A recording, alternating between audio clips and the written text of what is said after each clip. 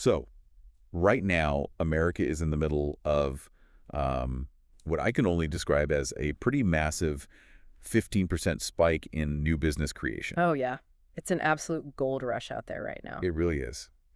But, and here's the crazy part, if you are looking for a job at one of these new companies, you are completely out of luck. Yeah. So welcome to today's deep dive. We are officially entering the era of the employee-less startup. Which is wild, right? Because it's a dynamic that breaks, well, basically almost every conventional model we have for how a growing economy is supposed to function. Exactly. Because the assumption has always been, for decades, that when business formation goes up, job creation just naturally follows. Right. The two are supposed to be permanently linked. Right. And that brings us to the mission of our deep dive today.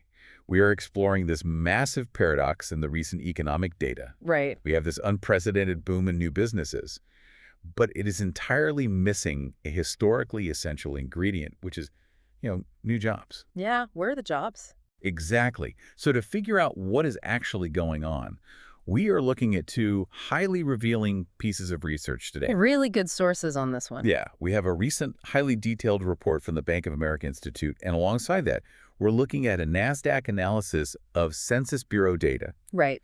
And we are going to map out exactly what these sources are telling us about the changing nature of entrepreneurship. Because, look, whether you're climbing the corporate ladder, maybe testing the waters for a venture of your own, or just watching the market and wondering where the entry-level jobs went, the very definition of a startup is undergoing this massive AI-driven transformation. It really is. And, to really understand the scale of this transformation, we have to look closely at the raw data from that NASDAQ analysis first. Look into the numbers. Because I want to be clear, this is not anecdotal. Right. We aren't just talking about like a handful of tech-savvy founders experimenting in Silicon Valley garages or something. Yeah, this isn't just a niche internet thing. Exactly. The Census Bureau actually tracks the physical applications for new employer identification number. Okay, so this is hard government data. Hard data. And the numbers show a very clear, highly quantifiable shift in the foundational mechanics of how Americans are starting companies today. And the baseline numbers from that Bank of America Institute report are actually what caught my eye first. Oh, yeah. The top line figures are huge. They really are. So as of June, year over year, new business applications are up 15%. Wow. Which, in any historical context, a 15% jump in a single year. That signals a roaring economy where hiring is just about to explode. Right, because the historical playbook dictated that a new business application essentially meant a new employer was entering the market. Yes. If you registered a business, it meant you were preparing to secure a commercial lease, maybe build out a storefront or an office space. Buy desks. Exactly. Buy desks and hire a team to help you actually operate the thing. But, and this is where it gets interesting, the Bank of America Institute report includes a critical caveat that completely turns that assumption on its head. It really does. While total applications are up 15%, applications from businesses that actually plan to hire workers, those are on the decline. Right. And that right there is the paradox in sharp relief. Yeah. The top line number of total businesses is just soaring, but the subset of businesses intending to actually process a payroll, that is shrinking. Okay, let's unpack this a bit more, because the NASDAQ analysis of the census data isolates exactly where this surge is coming from. Yeah, they drill right down into it. And it is entirely concentrated in what they term solopreneurs. Right, the one-person shops. Exactly. Since early 2025, applications for one-person companies have surged a massive 20%. 20%, that is a huge jump. It's massive. Yeah. So we have this vertical takeoff in solo operations, while applications from companies that are, likely to hire have remained completely flat. Zero growth. None. And that data draws a really thick line between two totally distinct types of economic activity. Yeah. You have the flat line in your traditional employer-based startups, and then this absolute explosion in solo entities. Right. It represents a total decoupling of business formation from job creation. It's like a real estate boom, right? Okay, yeah. But instead of building sprawling apartment complexes, developers are exclusively building single-occupancy tiny homes. Oh, I like that. Yeah. But with a twist. These aren't just regular small houses. They are like fully automated smart homes. Right. Because of the tech. Exactly. The single resident doesn't need to hire a maid or a security guard or a maintenance worker because the house manages its own upkeep. Right, the automation does the heavy lifting. Yeah, so the footprint is small, but the output mimics a mansion. And everywhere you look, there is new construction, but the total capacity for new residents hasn't budged an inch. That captures the structural change perfectly, actually. It's just endless rows of highly capable single occupancy units. Exactly. We are seeing a soaring number of corporate entities, right? But the operational footprint of each individual entity is remarkably small. Right. They are engineered from the ground up to basically house just one person. But, I look at this 20% spike in solopreneurs, and part of me wonders, are we giving technology too much credit here? What do you mean? Well, are we sure founders aren't just looking at the broader economic climate, like, the current cost of capital, inflation, all that, and deciding they simply can't afford a payroll right now? I see. Like, could this just be intense financial caution rather than a fundamental shift in how companies are actually built? It is a fair question, definitely. And look, economic headwinds always play some role in hiring caution. Right, people get nervous. Exactly. But the Bank of America researchers point directly to the rapid spread of AI and digital tools as the primary catalyst for this specific divergence. So it's not just fear of the economy. No, it's structural. We are seeing a real transition in the underlying architecture of a business. The mechanics of daily operations have fundamentally changed. Okay, so we're moving from the what of the data to the how. Yeah. What does this AI toolkit actually look like in practice for a solo founder today?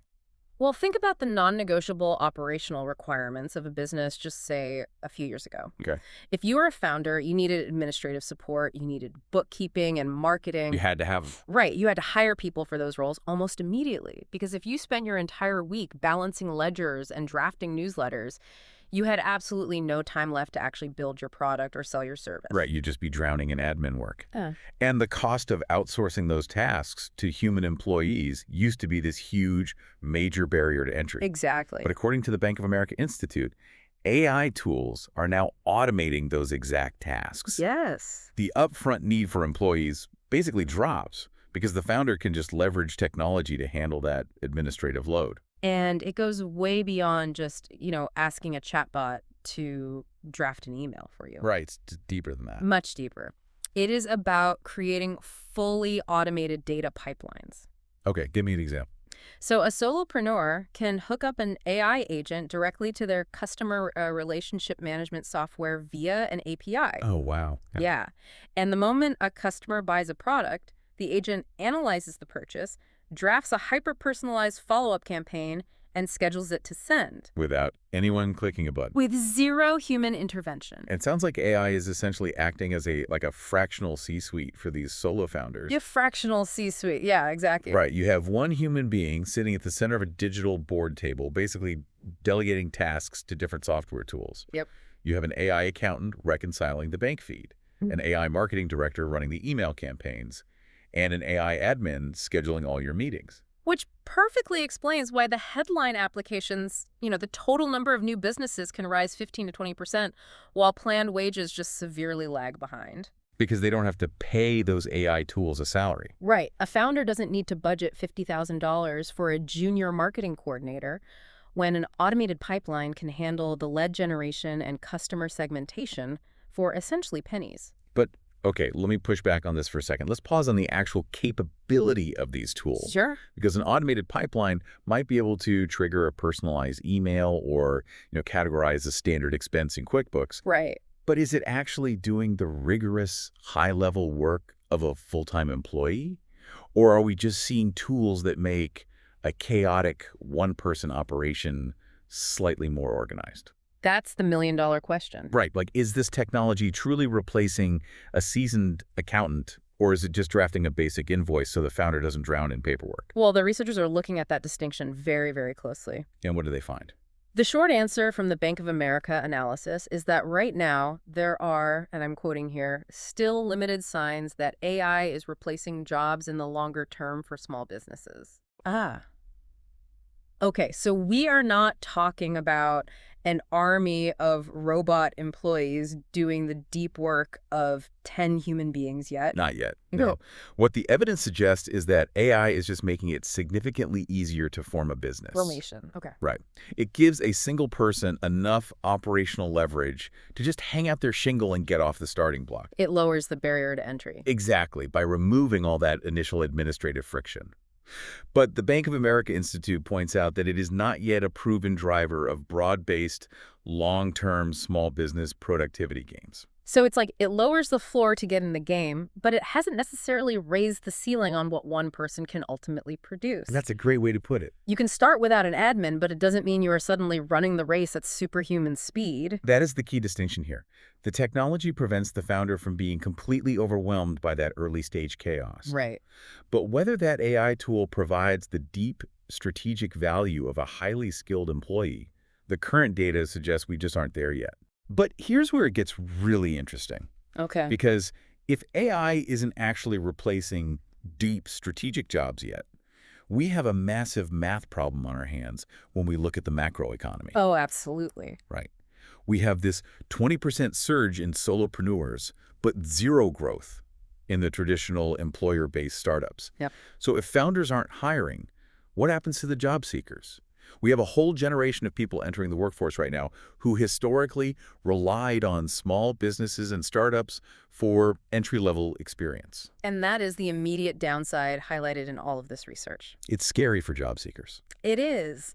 The dynamic we are seeing means that fundamentally fewer new jobs are being created right out of the gate. Right. Traditionally, a small business boom acted as an engine for local employment, right? If 10 new businesses opened in a community, that usually translated to 30 or 40 new jobs, new commercial leases, and a massive ripple effect through the local economy. But today, if 10 new businesses open, it might just mean 10 people working independently in their home offices. Exactly. The commercial real estate market doesn't see a boost because they aren't leasing office space. Nope. And the local job market doesn't see a boost because they aren't hiring junior staff. The ripple effects are entirely contained. Wow.